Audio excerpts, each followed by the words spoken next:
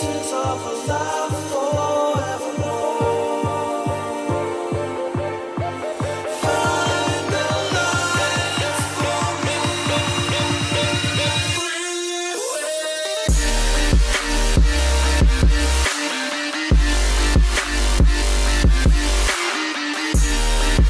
for me. What is good, everybody? Aim to Game back. And yes, we got week 7 coming right here. If we win this game, we are in the playoffs. And right here, you guys see his team. He's got Dan Marino, 97, Franco. He's got Julian Edelman out there. He's got a really good line. And overall, one of probably the best teams I've played so far this season. And right here now, he's just testing the flats. He's getting nice gains. He got a 10-yard gain on that one. And right now, he is just literally driving on me like it's nobody's business. He runs this modified screen here real quick to his wide receiver. He hits that nice spin move, and he ends up getting like a 20-yard gain on this. So I figured, man, this guy probably ran an ebook. Now, if you don't know what an ebook is, it's pretty much where people that are like really good at Madden.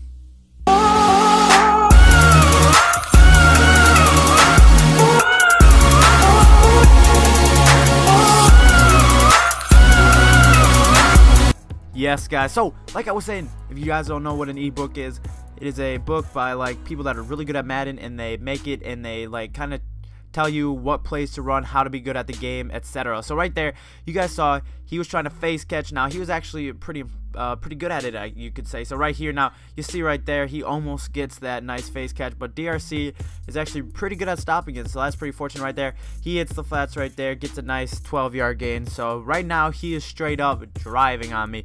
So right here now, he's rolling up with Dan Marino, and we end up getting a fumble, and we get the ball back.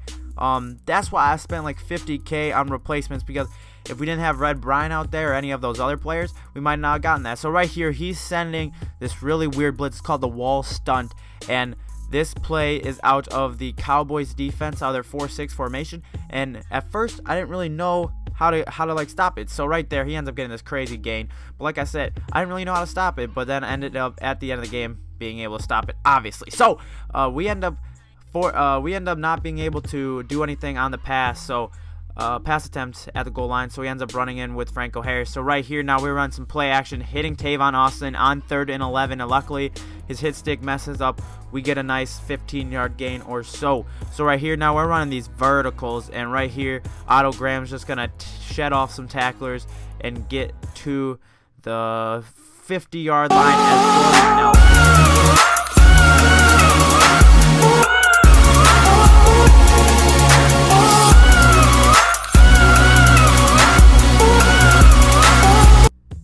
The man literally doesn't go down. So you guys saw he had that really nice catch, 2 broken tackles, and we ended up getting that fumble at the end of halftime. As Tavon Austin, though, he ends up getting a really nice 30-yard gain. Let me know if you guys are a little sick of that song. I think it's a pretty nice bass drop as we fumble, unfortunately, but I feel like it's a really nice bass drop.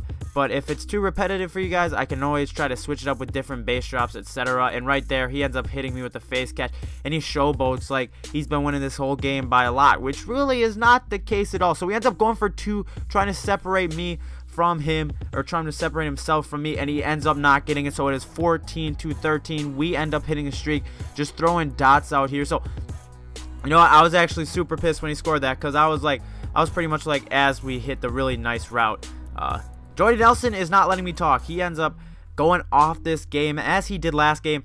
He's really showing himself, or he's showing out so far, as he face catch me right there. But like I said, I was really pissed because I had the ball at half. I would have been like up 2 scores, etc. As right here, DRC, Dan Marino ends up overthrowing him, and DRC's end up going to catch that pick, and we're going to get some nice yardage out there, getting the 25-yard line.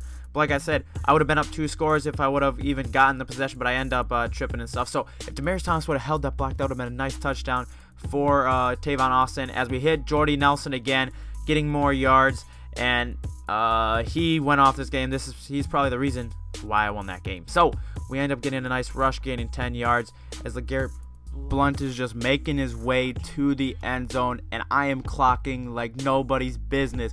You see 1:30 left on the clock, and he is not calling his timeouts for some reason. So we get up 2 scores, and there's 1 minute left. But he does have all timeouts, which is pretty good planned by him, I guess, as we get the nice user pick with Bobby Wagner. We hit the sick juke move, juking out 2 people and getting the pick 6 with Bobby Wagner. So this is really how the game ends off. Patrick Peterson jumping the route. So probably the toughest game of the season. The score really didn't show it at all, but this game was extremely tough. He was on that wall stun defense that was really effective against me at the start. But and you know what? I figured that his record online isn't really even that bad.